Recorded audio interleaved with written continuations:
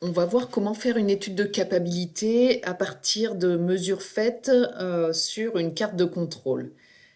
Pour ça, on va utiliser le fichier qui s'intitule carte de contrôle, donc c'est un fichier Excel. Et on va voir qu'il y a deux onglets sur ce fichier, un onglet qui s'appelle, une feuille qui s'appelle principale et une deuxième qui s'appelle capacité. Donc si on va sur cette feuille capacité, on va voir qu'on peut saisir un certain nombre d'informations au départ, hein. Toutes les cellules qui sont en bleu peuvent être renseignées. Donc ici, on va pouvoir renseigner la date à laquelle on fait l'étude, la référence de la pièce, la machine, l'opérateur qui fait l'étude et la matière utilisée pour fabriquer les pièces. Et ensuite, on va venir saisir les valeurs, donc issues d'une carte de contrôle, dans la feuille principale, ici. Et ça va être à cet endroit. Donc on voit ici que en colonne, on a les différents échantillons prélevés à intervalles de temps réguliers. Et au niveau des lignes, on a les valeurs de chacune des pièces. Donc, en l'occurrence, ici, on a des échantillons de 5 pièces. On va pouvoir aussi saisir ici le nominal, la cible visée, donc qui est indiquée sur la spécification, et les tolérances admises pour cette mesure, cette variable. Ensuite, si on retourne sur l'onglet capacité, eh ben, on va voir ce que ça donne. Donc, au départ, on peut observer l'allure de la production, hein, qui est soit en courbe en cloche, soit pas du tout en courbe en cloche. On voit aussi quelle est la position de la production par rapport aux limites de tolérance en rouge. Et ensuite, on va pouvoir analyser un peu plus dans le détail les résultats. Et on va pouvoir aller un petit peu en bas ici et vérifier d'abord si la distribution suit une loi normale. Donc, ce qui est indiqué ici par un test de normalité qui est le test du Ki2. Et si on voit ici en réponse oui à ce test, ça veut dire qu'on répond oui à l'hypothèse que la production suit une loi normale. Si la production suit une loi normale, eh bien, le fichier va calculer automatiquement la proportion de produits hors tolérance. Donc on voit ici les hors tolérance supérieures à la limite supérieure de tolérance. Donc en l'occurrence, ici on voit que comme la capacité est très bonne, il n'y a aucune pièce hors tolérance.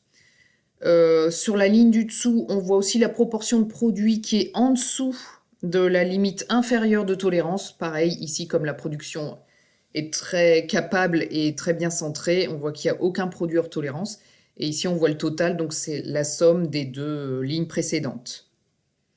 Alors, si jamais vous trouviez une production qui ne suit pas une loi normale, ici, on aurait des points d'interrogation, c'est-à-dire que on n'est pas en mesure d'estimer la proportion de produits hors tolérance puisque on ne sait pas modéliser la production, en tout cas pas sous la forme d'une loi normale.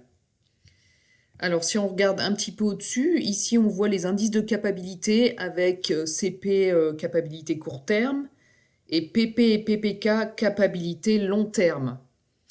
On peut voir ici la chute de capacité entre PP et PPK. Donc le rendement ici, c'est entre le 1,65 et le 1,70. Donc on a une perte, enfin, on a un rendement de 90%, donc une perte de 3%.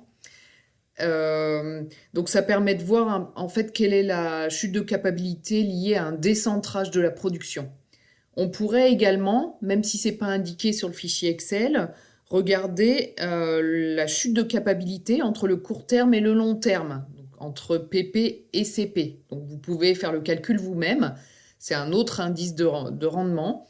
Et ce qui est aussi intéressant parce que ça permet de voir si, au-delà des facteurs de variabilité court terme, donc qui sont souvent liés à la machine, il peut y avoir d'autres facteurs de variabilité qui interviennent sur la production, mais qui vont plutôt apparaître sur le long terme. Donc ça peut être par exemple des changements d'opérateurs, qui ne se font pas toutes les 5 minutes. Donc du coup, la variabilité ne se voit que sur quelques heures, au bout de quelques heures, au bout de quelques jours. Ça peut être aussi les changements de l'eau, de matière, les changements du milieu tels que la variation de température, etc. Donc des choses qui ne peuvent s'observer que au bout de quelques heures ou quelques jours.